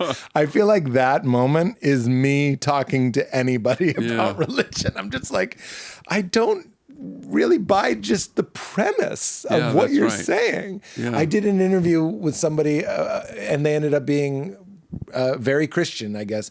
And they were talking about like how they wanted to get married before they moved into their house for God. God's been so good to us, so we wanted to do that. And I was just like, it broke my brain. I was like, so you were out and then you got married and now you're in? Like that was like, you see the negotiating and the deals and like, we don't even really want it. I don't know if they wanted to, or I assume they did want to, but you get what I'm saying. Yeah, except that part of the thing in that kind of dynamic is pleasing. Yes. Like, and that's kind of key, can you please God? Well, that was, I'm sorry to interrupt. That was, you said the greatest misunderstanding is the idea that God can be pleased. I think. Yeah. because then if that's pleasing, then this is displeasing. And you go, and I don't think that's the way it works, Yeah. Right. Because if it is, then that's just, can you love me better than every fucking person? You know what I mean? Yeah. That when I'm good and doting, Yeah. and I'm a fight, flight, freeze, I'm a fawner. Yeah. So I learned to kiss ass. Yeah, And, yeah. you're the greatest. And that's how I Yeah. kept myself safe. You're telling me I have to do that to the fundamental nature of reality, that it too is petty and angry and has an ego that it needs defended, and you are separate, and it's just... Annie Lamott has a great thing about fawning. Yes? Yeah. What is that? Well, I mean, she just kind of talks about... Is she a fawner as well? She's a fawner, and she does a whole riff on it. That's really good in her recent book. And it's the less reported strategy. yeah. But very, very, I'll say... It's out there. It did me well in show business, too. Yeah. I mean, that wound opened a lot of doors. But pleasing is kind of like, when you go people pleaser, the God pleaser is kind of, this is pleasing to God. Yeah. And you can't have it both ways, because if that's pleasing to God, there's a world of things that are displeasing. And it's not like, kids starving in Gaza is how does God see it? Yeah. And you can talk about heartache and heartbreak and God is too busy loving us into doing what we need to be and to do. Like I had a homie who was sobbing in my office, and he just kind of says, has God disowned me? And he keeps sobbing. And then he says, have you? And looked at me and says, have you? And I realized that, the only way he's going to know that this is not on God's mind is to know that it's not on my mind. Yeah. And so you want to be able to kind of move quickly to that place where, you want to be in the world who God is. That's right. And it's compassionate and kind, and so you don't have to tell him about, but God loves you, or God sustains you. That's right. The only way he's going to know that this is real is if you do it. You brought that up.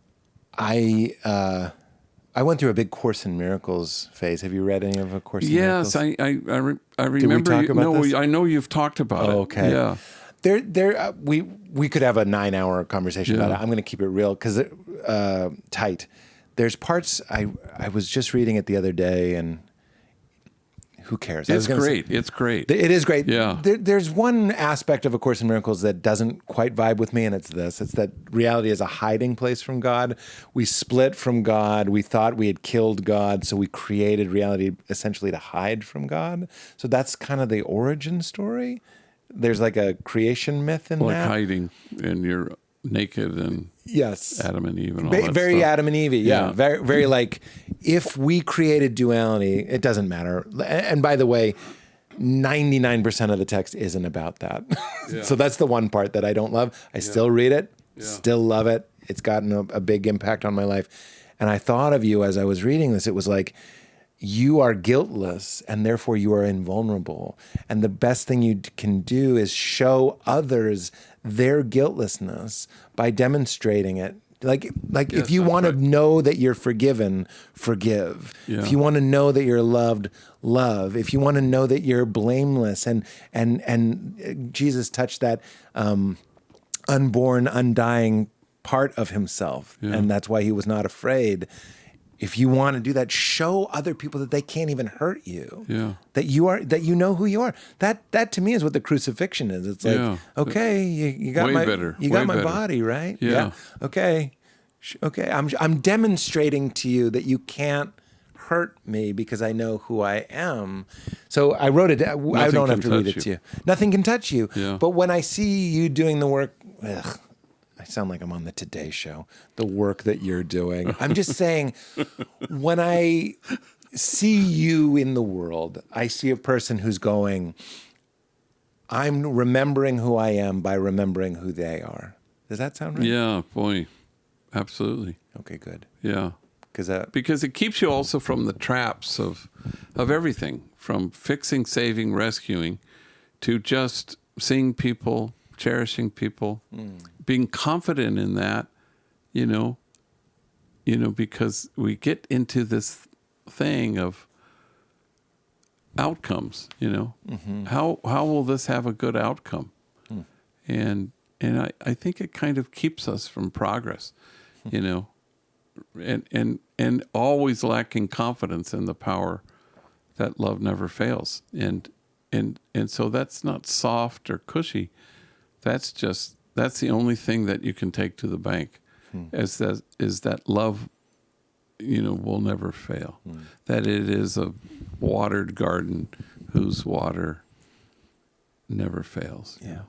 Do you ever just want to get a kid out of, get him alone? Just want to get that kid alone. Yeah. If we could spend a week together somewhere quiet. Yeah. Without these. Well, I mean, this is when I can do it. Like, I just came back from Niagara Falls. I had a couple talks there, and they helped. These two guys helped. And that's part of it. That's let's go be alone together. Yeah, let's come in, and you're having meals. You're seeing the waterfall. I don't know if you've ever been to Niagara Falls. I have, yeah. They have the Maid of the Mist thing. That you go on where the boat, you get on the boat and where Jim and Pam got married. It's an Office reference. If Yeah. you got it, it would make me sad. Yeah. I'm Well, glad I know who you they don't are. get it. I know Okay, who good. they are. Okay, good. I don't remember that, Yeah. but they were beside themselves. Yeah. They were just exhilarated, and it was so great to be with them. And they were, okay, we've gone close enough to the falls. The boat gets really close. Yeah. And you go, okay, and they're just exhilarated. I mean, they were howling with laughter, and they take selfies of everything, and the plate of food comes, and they take a picture of it. And I don't know. Yeah. It's just, and just today, they've been texting me all day saying that was the best experience of my life or whatever. And this is going back to you. Not that that's the point, but I'm seeing a relationship, a circle. Their joy is now being given to you. It's like children. You're seeing it through their and it's also eyes. time, and and I don't know. And then they get up and they speak, and people just, throw roses at them, and they just love them. Yeah. And they've never had that experience. Yeah. And then each time they tell their story, it gets a little bit deeper. Yeah. And a little more true. They show a little bit more. Yeah, they do. Yeah. Because they're starting to trust. Yeah. It is like feeding a cat in the good way. Now the cat knows. And then you begin with a homie tells a story where his father is, at every baseball game. By the fifth time he's told the story on this trip, the father was an alcoholic and he's beating the mother. Well, that was true all along, but he kind of discovered, what's the real story. Yeah. And even forgiveness for all the pain he endured. Wow. Yeah. When I did that event with Homeboys, I was with a homie backstage. I'm forgetting her name, and I'm not asking you to remember it, but it was great. We really recognized each other. Yeah. I know that I really, if you'll allow me to clear my throat, I relate to your books and the stories in them so deeply. I'm like, there's something. So when I'm with that frequency, we just recognized each other. And then she got up and spoke, and I was like, as you know, it's these atrocious things. And I was like, that was the still person who was just talking to you backstage. Yeah, and we were being loving. Yeah. It's funny the way. And maybe you're different, Obviously different. Yeah. I'm not trying to. That's why and I'm yet always. You're connecting. I mean, it's connective tissue everywhere. Well, it's the story that you say in one of your books where it's like the homie goes up to the Holocaust survivor. Oh yeah. He's like, I wasn't competing. I was connecting. I was connecting. Yeah. And that's me. I'm not competing with their trauma. To quote you, I wouldn't have survived a day of their childhood. Yeah. But hurt is hurt. Yeah. There it is. We're the same. I feel like circumstantially, obviously different, but there's this great unifying. But it's not even just pain, connecting with pain. It's just humor, and it's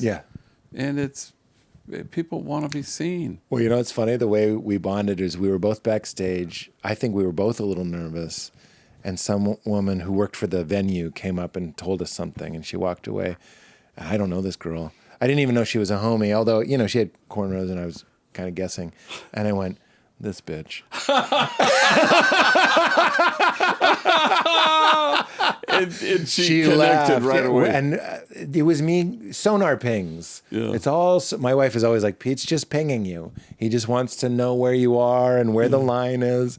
And when I went, this bitch, and she laughed. She didn't even know I was a comedian. It was just some guy. It was such a beautiful, I had my own little micro homie moment. It's funny. I was walking, the homies will walk me to the car, and because, I don't know, that's like security or something. And where are you going? I said, I'm going to go on a podcast. This was right now.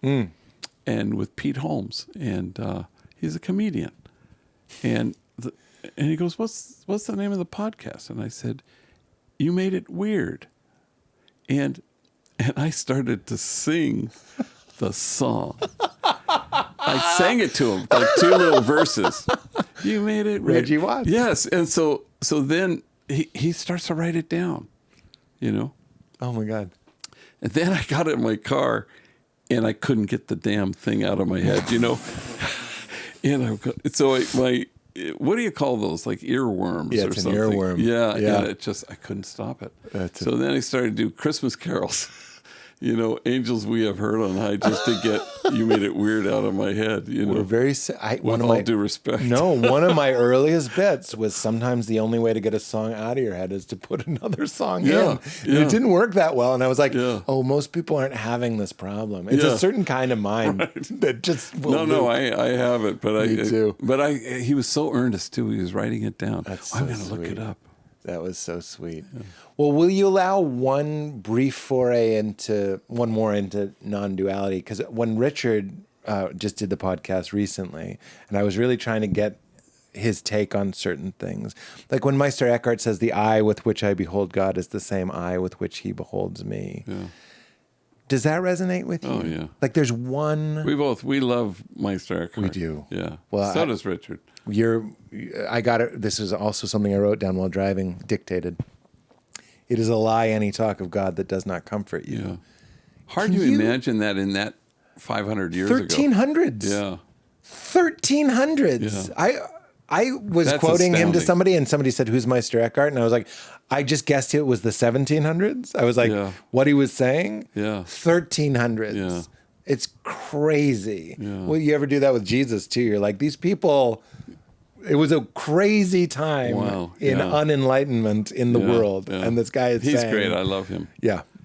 So when I said... So another Rupert thing, and I love doing this, and I'm actually giving it to you because I think you'll like it, is becoming... Maybe you know it already. Becoming aware of the empty space in a room. There's something really anchoring or widening about that. Like I'm doing it right now. It's here... But Rupert would say, like, if you ask someone to list the contents of this room, they would say couches and people, but no one would say the space. That's in the Tao Te Ching. It's like, the vase, the shape, but it's the empty space that makes it useful, or the hub of the wheel. These ideas that it looks like nothing to the mind. It's not an object that we can behold, or that's why we go like, what are you even talking about? Yeah. The mind doesn't get to come. But Rupert would say, in the same way that this space is the same space as Homeboy, it's also the same space between the rings of Saturn. There's one space. And he says knowing or being is like that. And you and I are momentary, apparent localizations of that one space. Is this all vibing with you? Sure, of course. Okay.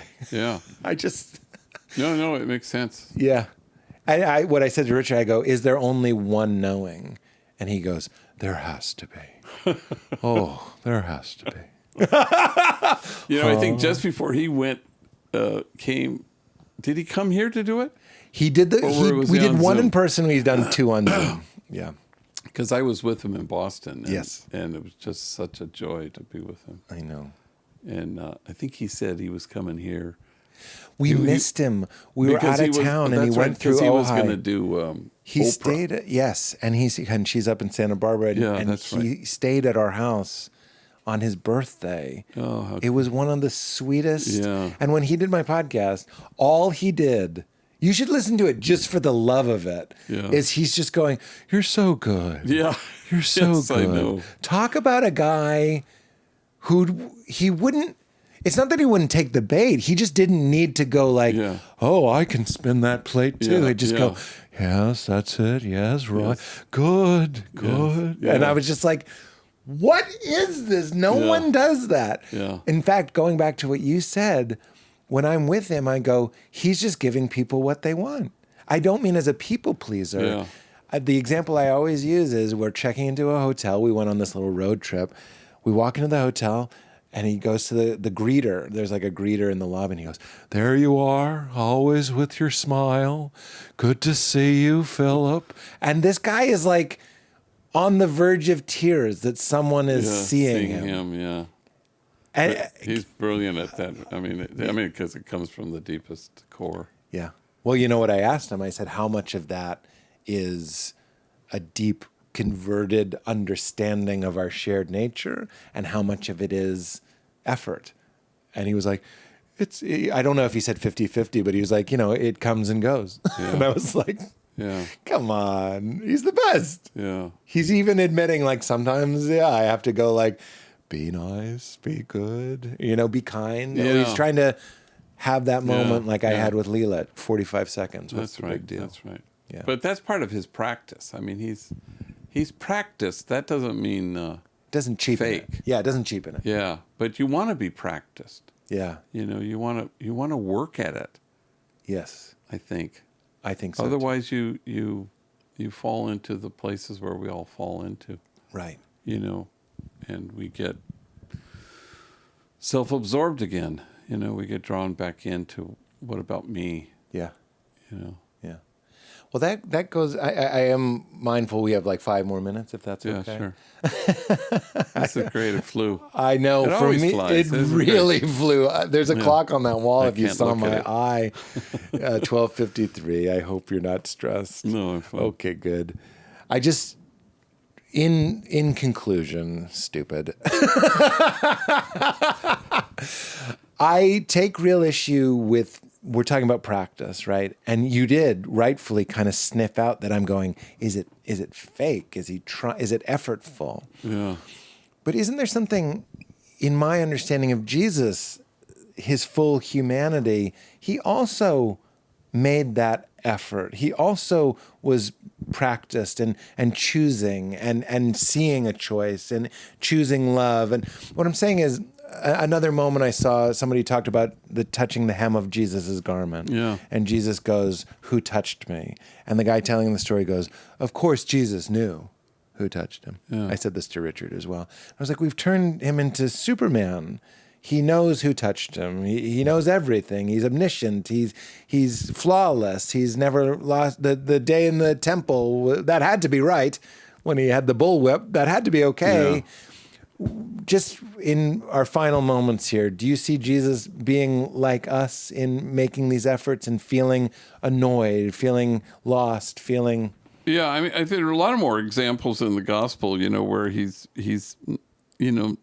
not at his best. Yeah.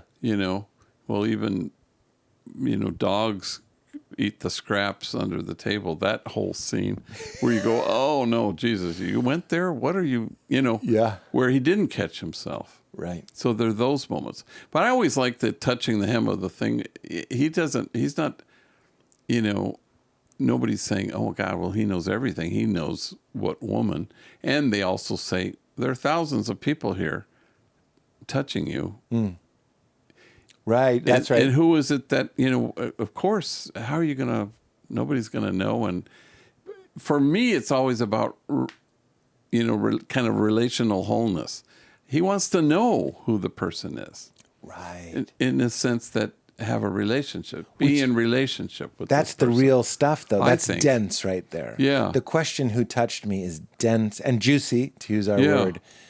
Knowing how it's all folding out, no yearning, no desire to connect, But it's taking not. It's something not away. about he's all knowing and of course he knows and he knows everything. And I think that's kind of a red herring to the relational piece.